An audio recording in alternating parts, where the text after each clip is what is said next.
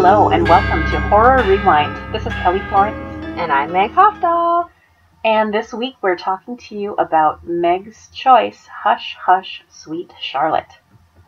But first, how are you, Kelly? I'm good. How are you? Good. We're filming in my new RV. Do you like it? We're not filming. We're audio recording.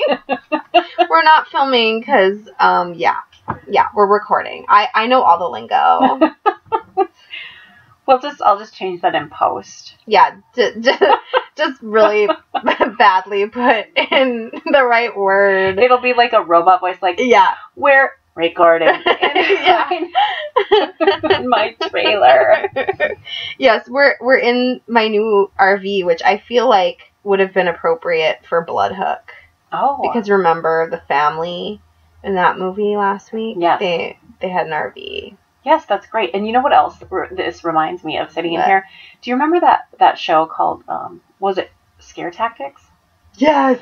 So, one of the best Scare Tactics was they were sitting in an RV. And then, just like this, sitting right by the window like this. And this guy came in a Bigfoot costume, and the girl who screamed, like, she was screaming bloody murder. Full on believe that was Bigfoot there to murder her. I would, if something just came up this window right now.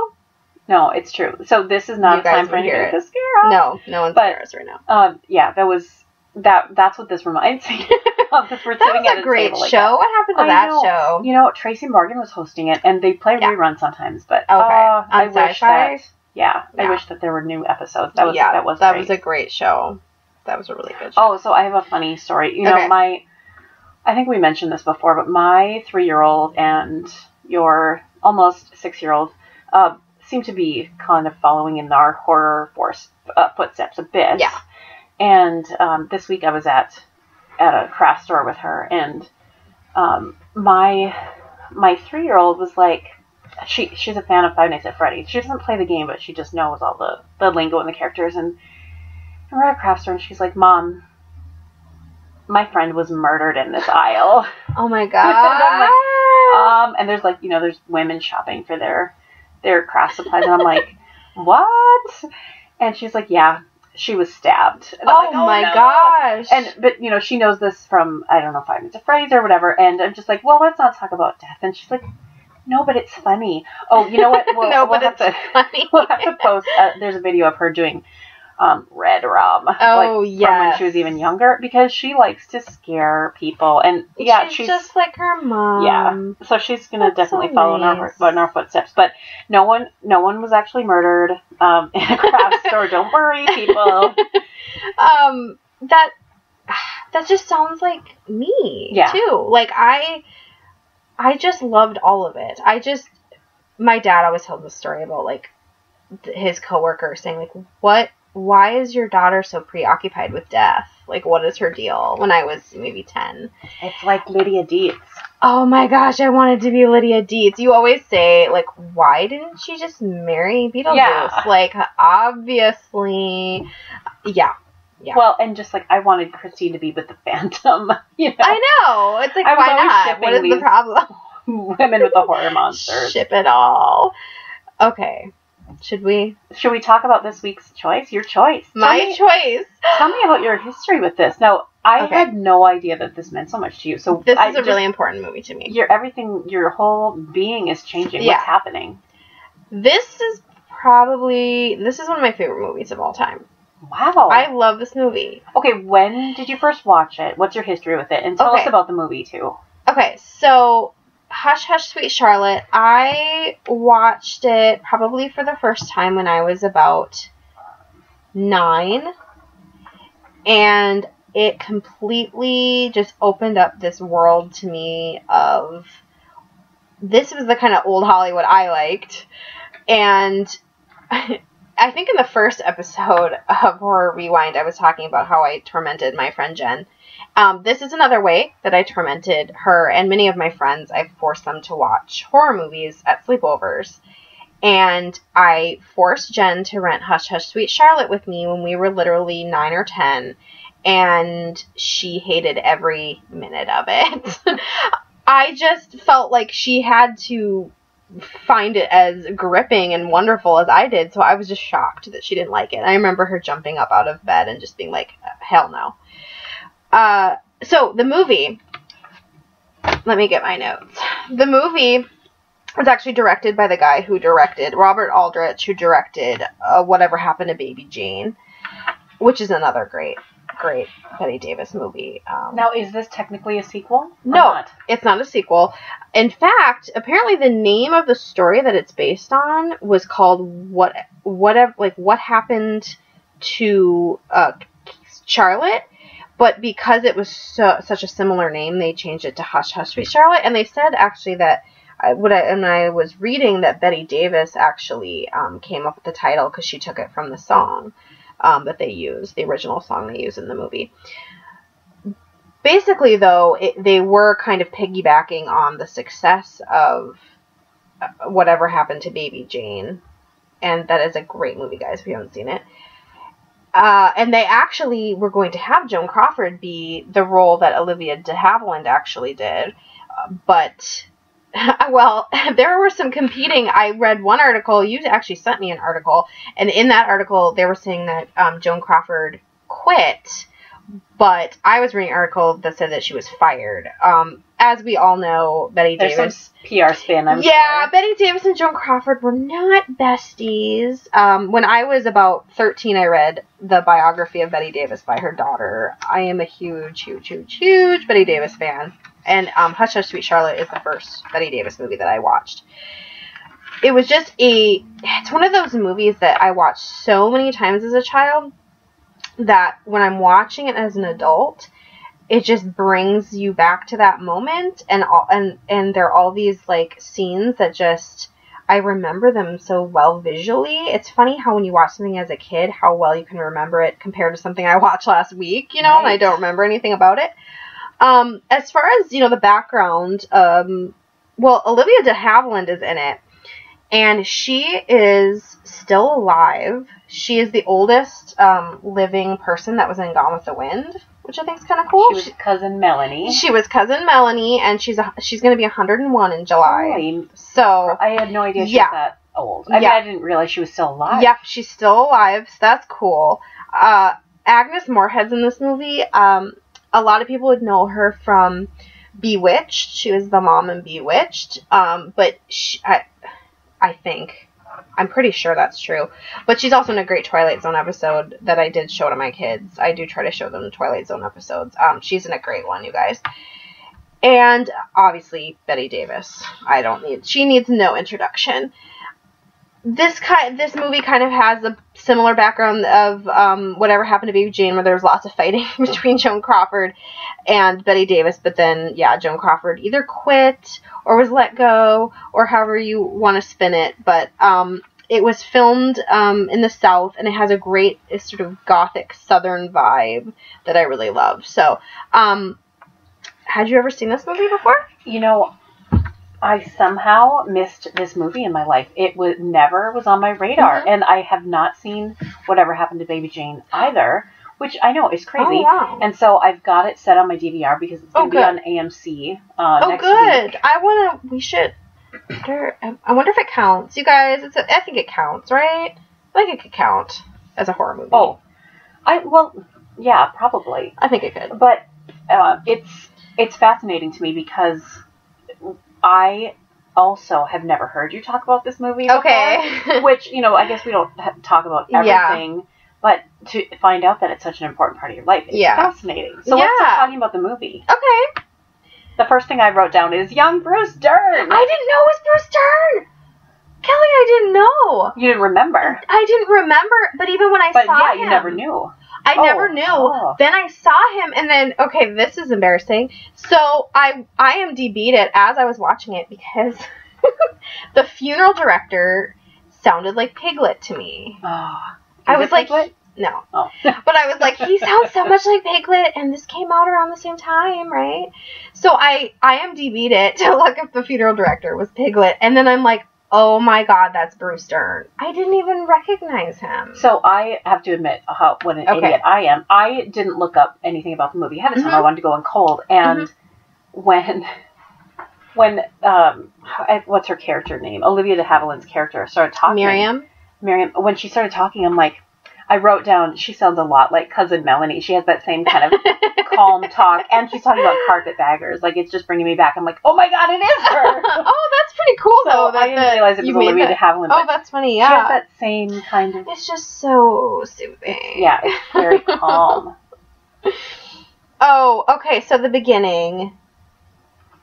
Oh my gosh. Okay, the meat cleaver disappears. What did you think when the meat cleaver is gone? I knew it was on. He loses his hand. Yes. He loses his head. Yes. And then it was very awkward how they did a young Bette Davis. They like sort of voiced over. It was like Bette Davis is so iconic. They didn't want to like do a young, like they didn't want to do an actress to play young. Right. So it was very awkward. But she comes out with blood all over her dress. It was amazing. I love it. So her dress is amazing. Mm-hmm. And then, of course, it's black and white, so you don't see the color of the blood. Mm-hmm. But the way that it shows up in black and white, it's so amazing. I loved it. Yeah. Oh, I wrote shitty little boys because then after that we go to the present day of 1964. And little boys are, like...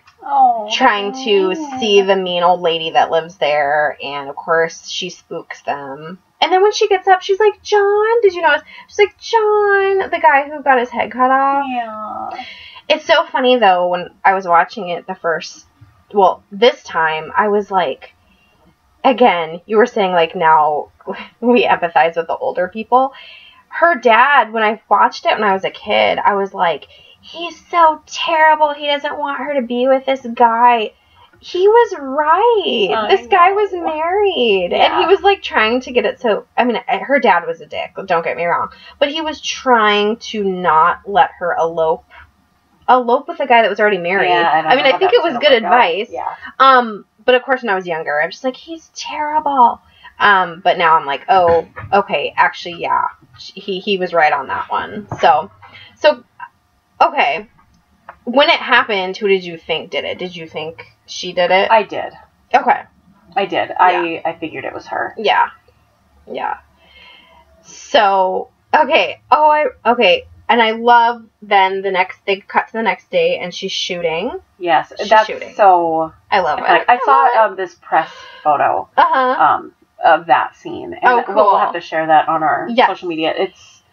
I mean, what else you need besides Bette Davis, like with this rifle? It's so great. You know, something that kept popping up in my mind when I was watching this, especially in the beginning, it's like, oh, this is speaking to this era or just this thing of women not being taken seriously, mm-hmm. women being seen as hysterical, women being told to calm down, yes. women being told what to do, they can't make their own decisions. And I was just like, oh my gosh, okay, this does explain a lot about Meg and mm-hmm. where that strength and how she has to view the world, and it's so fascinating. As I was watching it, I was like, wow, I think I see a lot of what I'm trying to do, which is, I could see the inspiration in this movie. She's such a tough old bitch, because she's a character that wasn't allowed. You know, that's what they say about Bette Davis is she played a lot of characters that just other women wouldn't play. And this is just such a good example of that, because she just plays this character that you just don't see in movies. Right. I mean, she's not afraid to not look pretty. She's not afraid to not sound perfect or lovable, likable. Mm-hmm. Yeah, that whole... And how much do you love Velma, her maid / best friend in the whole world? Velma is over the top, but I love her. Oh, she's so over the top. Yeah, very. I wrote, it does pass the Bechdel test, but all motivations and grudges have begun with men. Right. So, it definitely passes the Bechdel test, but yeah, it... unfortunately, and again, you know, this is a symptom of the time, is that pretty much everything that is happening is about men and the jealousy that Charlotte has with Jewel Mayhew. That name has always stuck in my head. Jewel Mayhew as being like the coolest name in the world. That is cool. I love that name. You know, something that I was thinking about too with watching this movie. Two things. First of all, it's scary to think of someone that you love losing their mind or not being altogether with it. But then also, like, you yourself losing your mind and not remembering things and knowing the truth. I think that's the scariest thing in the world. And, or to think that these people that you love and trust are actually plotting against you. It's that all gets to real terrifying stuff again. And then the other thing I was thinking about is being in a house that has this murder or this history of death. And would it be enough to drive you mad? And it sounds like she's alone there. Oh, yeah. But, you know, what if everybody keeps telling you you're crazy? Like, will you become crazy? You know, and if everybody keeps telling you killed this man, do you eventually start believing you did? And do you become a killer? Yeah. Which I guess kind of does happen in this movie. Yeah. So what did you think of the reveal that Joseph Cotton, I don't remember his name, the doctor, and Miriam are plotting against her? I thought it was a great reveal. And I said I love that they revealed their plans and we got all filled in, you know. They definitely they were like the villains in superhero movies that like tell you everything they're doing. Yeah, that did him in the end. But what did you think before that? I'm just curious. Did you think like ghosts are going on? Is she losing her mind? People are playing tricks? What did you think? I thought it was in her mind. Okay. And I wasn't sure. I hadn't, like I said, I went into this cold because I just wanted to watch it fresh for the first time without knowing, and so it was a good reveal. Okay, cool. That's cool to hear. And I think what was so creepy to me was this is Cousin Melanie from Gone with the Wind. So that was a really good... They played that well. I feel like if Joan Crawford had played that role, it would have been like, obviously, she's falling against her. Like, I just don't think that would have flown. But she just seems so gentle and she's kind so and gentle, was but you guys... evil. She's not. Oh, one of my favorite parts is when she's walking out, and this is before the reveal, and Velma hands her a slip of paper that dropped to the floor that says murderess. And I was like, can we please bring that word back? Oh, it's such a good word. I love that word. Yes. That's a great word. I wrote that there's a dichotomy of Charlotte. She wears her hair really long, and her voice is almost childlike. Yes. She has like this youthfulness about her, but yet her face, she's old. She's definitely of the senior citizen variety, but she's, maybe that harkens back to whatever happened to Baby Jane a little bit, but it's just kind of this kind of creepy youthfulness that she has, childness. Yeah. And it's wrong. It's out of place. Her hair shouldn't be that long. No, it's creepy. It's like she's never progressed past her youth. Yeah, in that sense. Exactly. And she just has this fixation on John that was, this happened 40 years ago, which, by the way, I wrote so racist. Oh. With the, yeah. Yeah. This movie's 1964, guys. And then the first part took place in 1927, so, but yeah. But there's so many women in this movie. There are. I wrote that down as well, that there are so many women, and it definitely has interesting characters. They're not just one note. And I think what I wrote, so when they make her believe that she killed the doctor, which, by the way, this is the most elaborate plan in the history of the world. Wasn't that elaborate? Yeah. That was out of control. But I wrote 2 women disposing of a body, and I thought, no wonder I liked this movie when I was a kid. I was a strange kid. I was watching it going, my son is almost 10, and I'm thinking he would not watch this. And I'm thinking, what sort of strange little girl would watch this? But it spoke to me on so many different levels. And you have 2 women disposing of a body. You have a woman being accused of murder. You have a woman who's blackmailing another woman. You have who we find out ends up being the actual murderer of John is Jewel Mayhew with that great name. You have just women doing stuff, which I'm always so happy to see. So I think that's why I like this movie so much. And anyone who knows me knows I have this unhealthy obsession with Lizzie Borden, and I think this movie kind of, to me, sort of tied into my fascination with the rage and the anger it would take for a woman to use a meat cleaver. Oh. You know? Yeah. I mean, I know Lizzie did not use a meat cleaver, but I don't know. There's just so many cool things in this movie. What else? I wrote down that it was beautifully shot. What a beautiful movie. And it definitely reminded me, besides Cousin Melanie, it had that Gone with the Wind vibe, that Southern Gothic.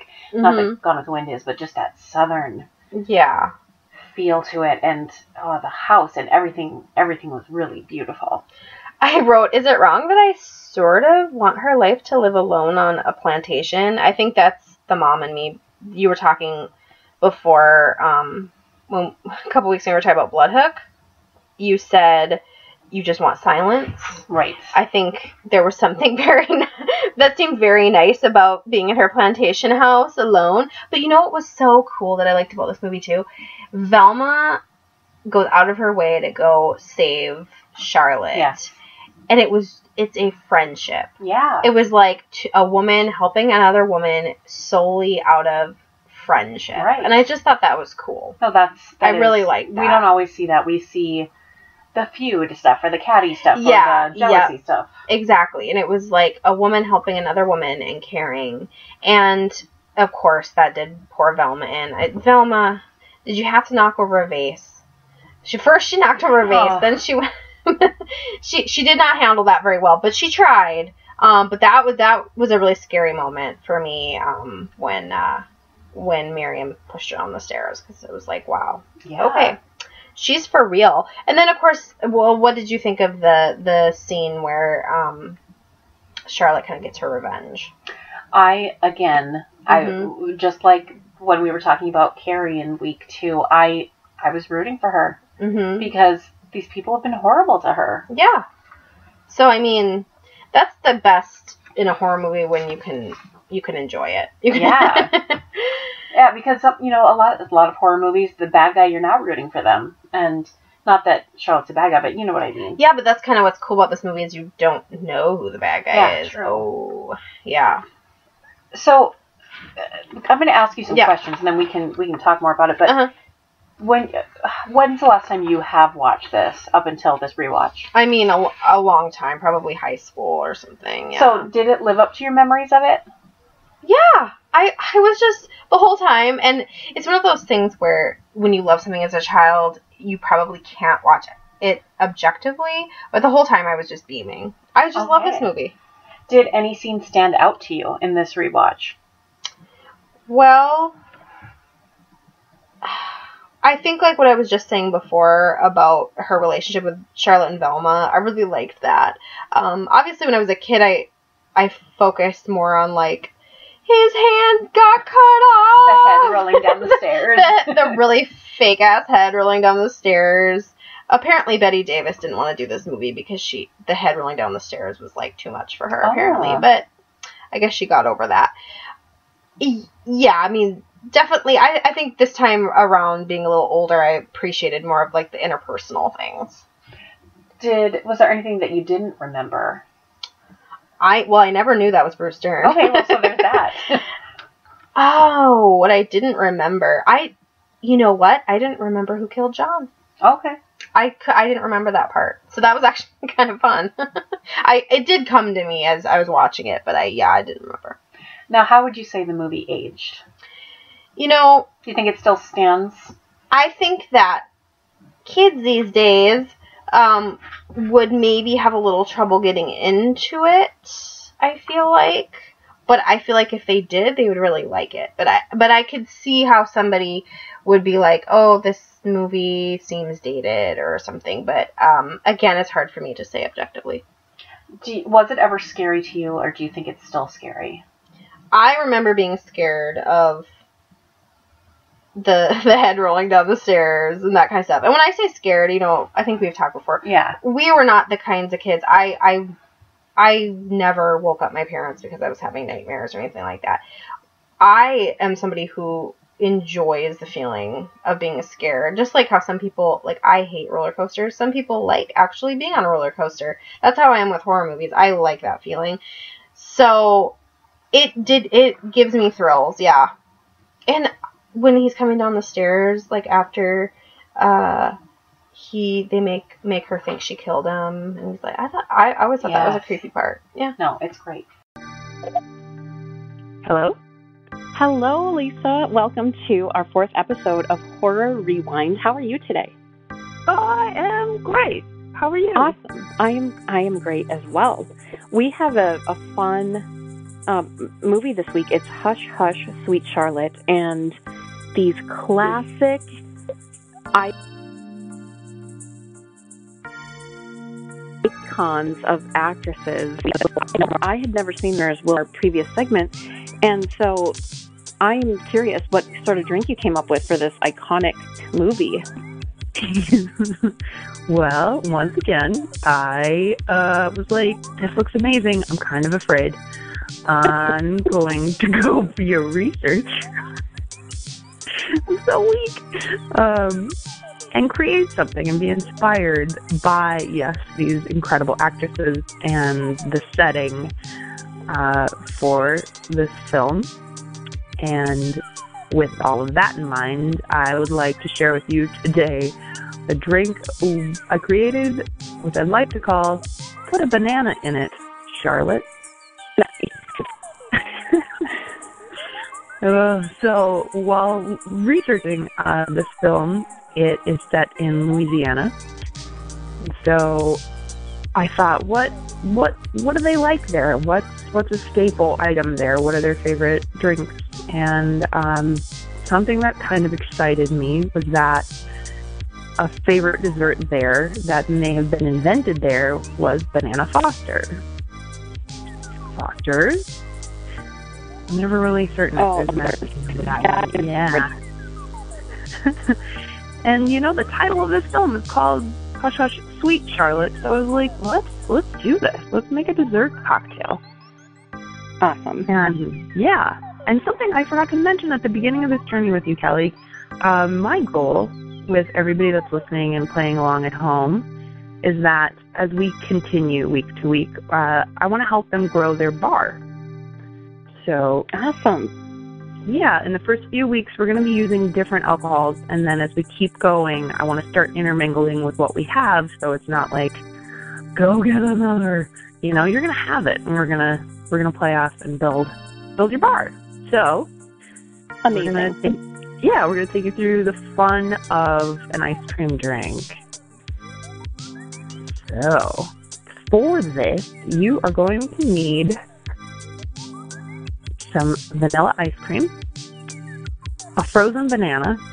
This sounds so strange, but at the end of the banana, the life cycle, it turns brown, and you're like, I should just throw this away. Or you're me, and you're like, I'll make bread with that someday, and then I put it in the freezer. Those. You're going to want some of those frozen bananas, a regular banana, some brown sugar, some butter, cinnamon, and also, for our fun alcohol, some banana liqueur. You could do 99 bananas. You could do any kind of banana liqueur. And then a spiced or dark rum. Again, this is your choice, what you have at home or what you want to adventure out with. Something like an Appleton or like a Myers would be great. And with all of that, let's make a drink. So to start, I feel like you might be tracking this. I love decorating a glass. So,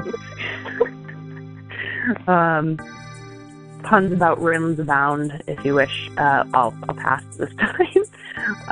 So what I would like you to do is take about a tablespoon of butter, put it on a plate, put that in the microwave, melt it down. On another plate, sprinkle out some brown sugar.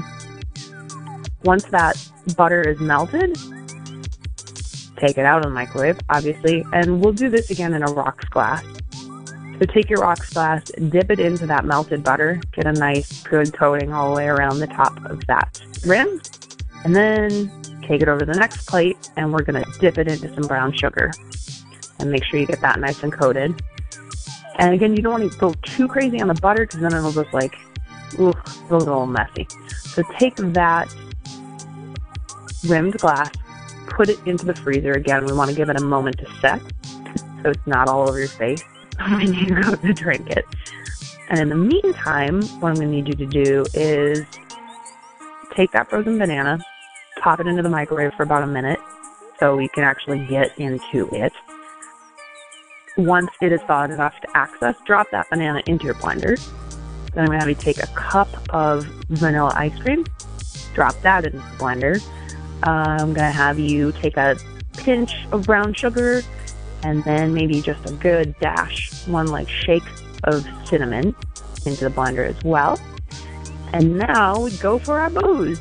And I'm going to have you take an ounce and a half of your rum, your dark or spiced rum, and then a half an ounce of your banana liqueur in there, and then put the lid on your blender. That's so important.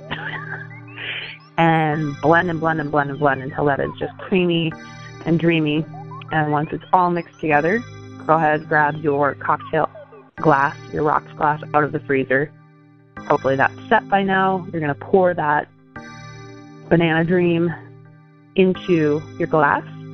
And now I'm going to have you take just standard ripe banana, peel that open, break it in half, stick half of it in your drink so it looks like a little finger's crawling out of your glass, pointing.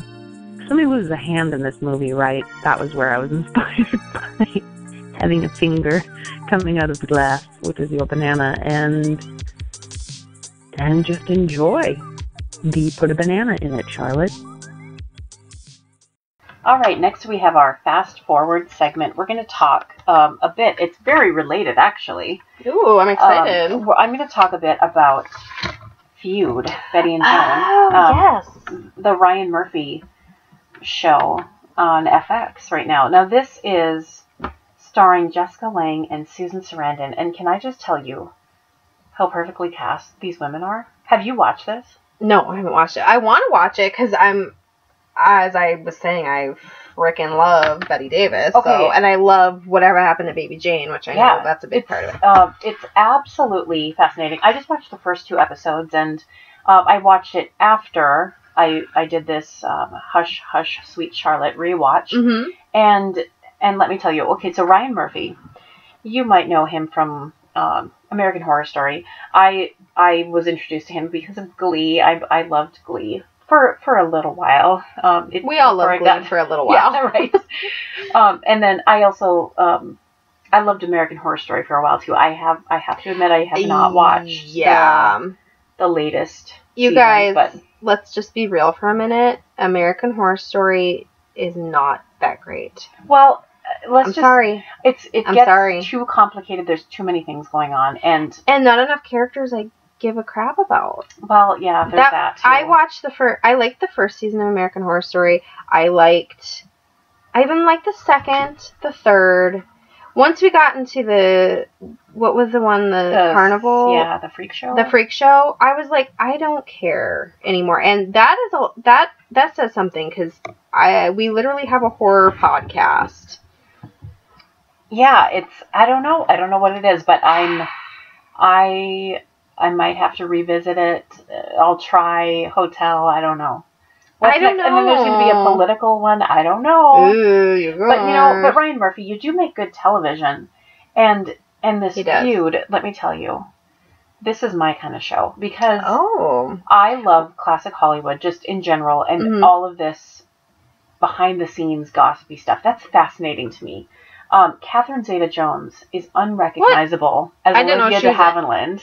She's in it? She's Olivia de Havilland? Yeah, and who is she? Are they talking about this movie, or what is she doing? Well, you'll just have to see it. I'm not even going to give it away. All right. But she is unrecognizable and amazing. Kathy Bates isn't it? Oh. Talking about parts for women, Ryan Murphy, you have to admit, has given a lot of... He does, and he actually gives parts to women that are older than 25, which is a nice treat. So that is definitely a good thing. Susan Sarandon seems perfect. Oh my gosh.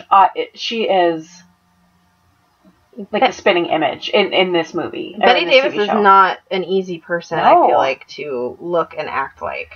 So they've recreated just short scenes or clips from all of these classic movies of theirs, and the recreations are stunning. Wow. They look so much like the characters. I mean, not that it's all about that, but my God, it's really helped, good. Yeah.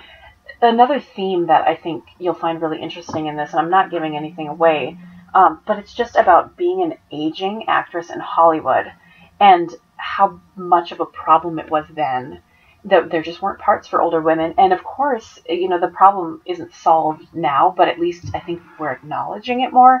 And like Ryan Murphy purposely putting older women into these shows of his, and some movies being made with parts for older women. What do you think? Do you think we're working towards it? I feel like in all ways that we're working toward, in all media with every kind of diversity, we're all trying. I feel like we're not there yet, but I definitely think, and I think Ryan Murphy's doing a great job of having diverse casts, both with older women and other, different races and everything.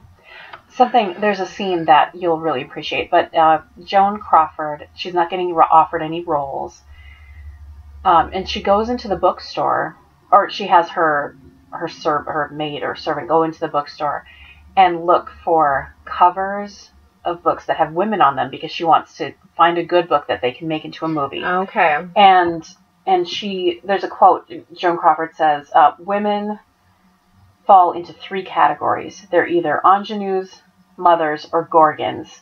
And there's no interesting parts. And then she found the book, Whatever Happened to Baby Jane, and she's like, this has to be made to a movie, and so she sent it to the director. According to this show Feud, I don't know how much of this is accurate, but and then she knew that Bette Davis would be great in this role, and it's just so fascinating to see this process. And they wanted to cast younger women, apparently younger, sexier women, and not older actresses, but they stuck to their guns and they got it made, and it's of course great. the rest is history. We gotta watch it. Yeah, we gotta watch.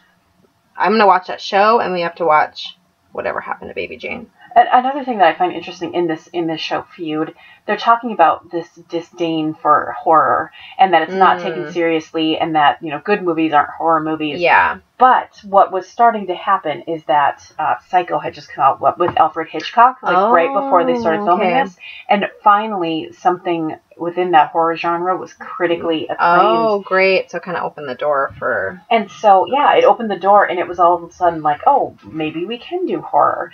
And I feel like a lot of times it's still, we're thinking about horror and it's not respected, or it's like, oh, well, that's cheesy, or, oh, it's just going to be really gory, or whatever. Yeah, and as a horror author, I come across that a lot, and I feel like I have to defend the genre. It's hard because you want to say, hey, listen, in horror, we have just as much symbolism and complex characters and all these things. Yet, from the beginning of time, it seems like horror is just kind of considered not what you want to do. If you want to do literary fiction, there's no such thing as literary horror fiction. But I'm here to tell you that it does exist. Yay. And there are great films. And I feel like Hush Hush Sweet Charlotte is a really good example of a movie that is a psychological thriller that is a horror movie, but it's just a beautifully shot, well acted, well written, well rounded movie. Yeah, just because it's horror doesn't mean that it can't be a great film, or a great book, or and also there's nothing wrong with liking the blood hooks of the world. Right. There's nothing wrong with liking the cheesy horror movies either. Again, you'll notice week to week our tastes range. We like all types. We don't discriminate against horror movies. We like them all. Well, we got to figure out what we're going to watch for our next We had all these planned out. We haven't planned out our next one. So we're going to be planning out our We're next having a planning session about what we're going to watch. Now, we need to rate this week's things. And how about rolling heads? Rolling heads down the stairs. Out of fake between rolling 1 heads. to 10 rolling heads, how would you rate Hush Hush Sweet Charlotte? Hush Hush Sweet Charlotte will always have 10 rolling heads. Wow. For me. I love this movie, and a lot of it is just that childhood love for it. But yeah, absolutely. Okay. And I wouldn't rate it as high. I would give it an 8 rolling heads. That's good. I think it's absolutely a great movie. But crazily enough, it was my first watch. Now, the show Feud, you have not seen it yet, so you can't rate it. No. But I'm going to rate the show Feud with 6 rolling heads at this point. So I think it's got a lot of potential. How many did you say you watched? I've just watched the first 2 episodes. The first 2 episodes. Were you watching it on demand? Yeah, it's on demand. It's on FX. And I think it's still airing. I definitely want to watch it. And it is on demand, so watch that. And I am telling you, Jessica Lange and Susan Sarandon, I could watch these women act forever in these roles. It's fascinating. I'm excited. Behind the scenes Hollywood stuff. And Bette Davis and Joan Crawford were just such, complicated, fascinating women. Like I said, I read the biography of Bette Davis by her daughter, and it was rather scathing, but really good. And Joan Crawford, we all know she was an interesting lady, to say the least. So I'd like to see that. A couple fun other crossover things. I watch other TV shows besides horror TV shows. In Feud, Kiernan Shipka from Mad Men, she's playing Bette Davis's daughter. So that's kind of fun to see her. And then Martha from The Americans, she is in this movie also. She works with the director. So a couple of shout outs to another. Lots of good female roles, like you're saying. That's great. A ton of females. That's really cool. Alfred Molina is playing the director. I thought he was really well cast. I saw some photos of the director. Interesting. And everybody looks great. That's cool. That's really cool. So what's happening for you coming up? Anything that you want to plug or talk about? Oh, wow. I don't think we're going to any cons soon, are we? No, something that is coming up in the future that we were excited to talk about is the Women in Horror Film Festival coming up in the fall in Atlanta. Mm-hmm. Do you want to tell us a little bit about what you'll be doing there? Oh, I will be there signing copies of my books. I will be there supporting female horror filmmakers. I'm really excited. I think it's going to be really fun. I've never been into anything like that. I guess there's going to be some films shown, and there's going to be women from horror movies and writers and directors, and it's just going to be really exciting. Heather Langenkamp from Nightmare on Elm Street is going to be there, so that's really cool. And anytime when I heard Women Horror Film Festival, those are all words that I like. Ding, ding. Yeah, ding, ding, ding. So, we're very excited for that. And also, I will be at the Minneapolis Comic-Con, the Wizard World, on Friday, May 5th. So come visit me there. And I'll also be at Comic Palooza in Houston, Texas on May, I think, 11th and 12th. Someone will be listening to this in the year 2020 and be like, I showed up and you weren't there. You weren't there, yes. You should visit me in 2017. So I really like doing cons because the people are so cool, and there's just, I don't know, there's a certain type of person that's like a fan that I just get. I love fans. We're fangirls. Yeah, we're fangirls. And so maybe sometimes that's used as a derogatory term, but I embrace it. Yeah, heck no. No, we're proud fangirls, and we don't hide anymore. We love it all.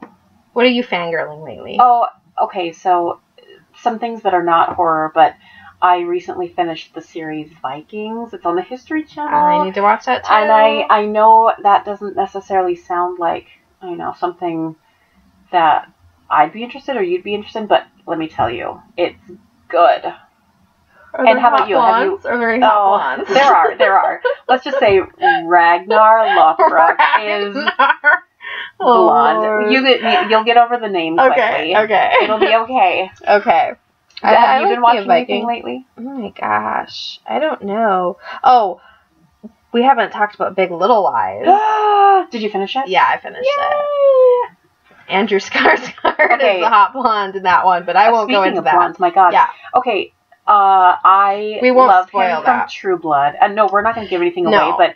But speaking of horror, he was Eric in True Blood, and yes. I love him. And we went to see Tarzan last summer because we read this amazing review. There was a woman who wrote a review of Tarzan after drinking a bottle of wine, after being quite healthfully buzzed at the movie, and it was just basically her just like talking about describing his abs. Yeah. So we were like, okay, let's we have to do that. Tarzan, and he was beautiful in it. He was beautiful. The movie was boring, but he was beautiful.